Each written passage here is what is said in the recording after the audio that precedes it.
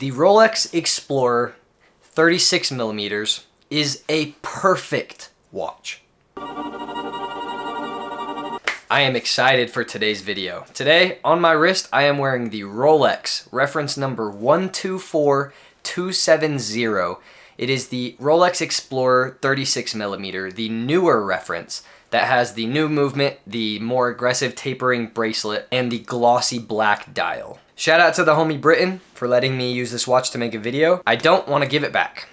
I should just steal it and go somewhere he won't find me. As per usual, we're going to be getting my thoughts on the Rolex Explorer as I've had some time with it. And long story short, I need this watch. So boring stuff on the screen. Here are all the specs of this watch, but basically what you need to know, it is 36 millimeters. The bracelet goes from 19 mil to 14 mil, and it wears a little bit smaller than like a Datejust 36, but in the realm of 36. So I would say it wears in between like the 36 of my Christopher Ward and then a 36 mil Datejust. It's somewhere in between there. This watch is time only. This has the caliber 3230 from Rolex. It has a 72-hour power reserve. It beats at 4 Hertz, and it is COSC certified. And on top of that, it is Rolex's superlative chronometer certified. The watch has a gloss black dial with white gold indices and hands, with a triangle at 12 o'clock and 369 numerals at their respective positions. The handset uses Rolex's nicknamed Mercedes handset,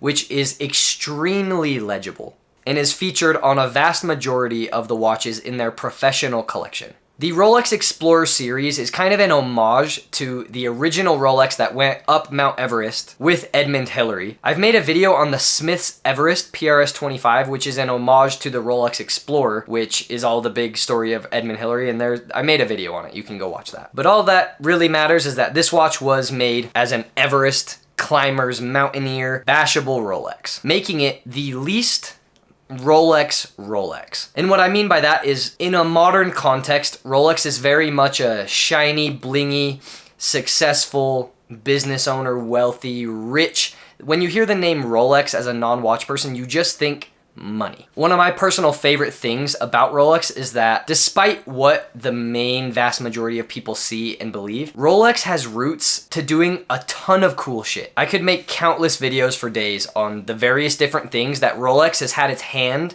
in the door on in terms of like global important events. And in its core, Rolex makes watches for people that do things. This watch being for people that climb mountains. Because of this watch being the least Rolex, it is probably the Rolex that flies under the radar the most. If you wanted a Rolex that you were not going to get robbed for, this would be the one that you would buy. When you're wearing it with just a casual jeans and t-shirt styled outfit, no one is going to notice that you're wearing a Rolex. It's kind of known that this is the most boring Rolex, but boring is not a negative term for me. I love how simple this watch is. You could replace the word boring with simple, and that's really what this watch is. It is extremely simple. There's nothing complicated about it. There's no flashy colors. There's no insanely blingy finishing. It is just an extremely well-made, purpose-driven tool watch. And as such, it makes it the perfect daily wear, go anywhere, do anything,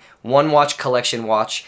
It is just perfect. I really like the dial and the rehaut on this watch. To my knowledge, on all Rolex watches, on the rehaut, it says Rolex all the way around it. And something I noticed is when I was driving my car, I looked to glance at the time, and I saw that the reflection of the sun shining off of the rehaut showing the Rolex. And then paired that with a really glossy black dial. Though it is extremely simple, you can still get lost in just staring at it for its design elements. The text on the dial is very minimal. You have the Rolex branding and the Rolex logo. Underneath it, it says Oyster Perpetual Explorer. And at the bottom, you have superlative chronometer officially certified with a Swiss made and a coronet in between Swiss made at the bottom, signifying that this is the newest reference. Something I'm also a huge fan of is Rolex's case shape.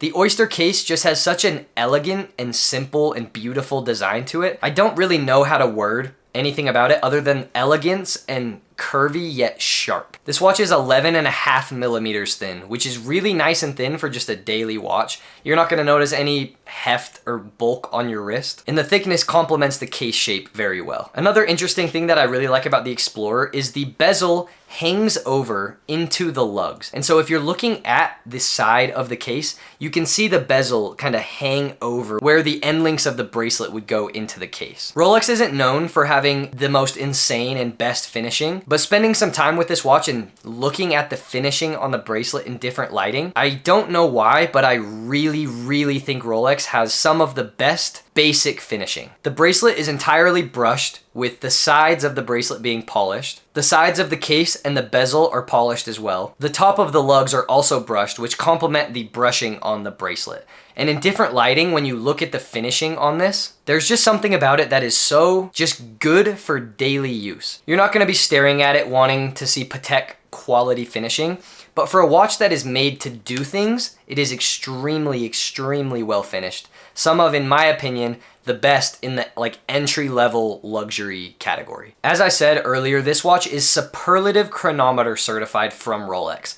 Meaning from Rolex, when it comes out of the factory, it is guaranteed to be accurate within -2 to +2 seconds a day. On the wrist, since I have been wearing this watch, it has not gained or lost any seconds. It is still, to this second, I just checked, perfectly on time. Speaking to Britton, the owner of this watch, he told me that when this watch is on the wrist, it doesn't lose or gain any time. It runs perfectly. But if he sets it down on a table dial up, it will gain about 1 second a day. And if he sets it on its side, then it will about lose 1 second a day. Absolutely insanely accurate for a mechanical watch. Another thing I really like on this watch is the crystal. And when you're also looking at it from the side profile, it has a really nice kind of like chamfer to the edge of the crystal. And it is a flat sapphire crystal with, I believe it has anti-reflective coating. I'm not sure if it's on the underside or on both or what, but it does a really good job at hiding glare from the sun and from other light sources. This watch features Rolex's Chromalight. It is their in-house kind of lume, and it's a nice cyan blue tone. And the lume on this watch is really good. It glows for a really long time, and because the dial is black, you can read this watch and tell the time at literally any lighting and any time of the day. It is so insanely legible. And it is for all these reasons that I think I'm gonna be stealing this watch from my friend, and he's never gonna get it back. This is one of those watches to me that I genuinely do not have one single gripe about. Every time I'm going to make a video, I make a little list of notes of things that I like and things that I dislike. And in this video, there's not one thing that I dislike about this watch. Not one. It is just perfect. And the homie Britton is lucky that he gets this and gets to wear this every single day, because I want to wear it every single day. Thank you for watching this video. Thank you again to the homie Britton for letting me make this video. I have a video coming out on my Seamaster. I'm hoping to drop it on January 23rd. So look out for that. That video is going to be really good. Peace out.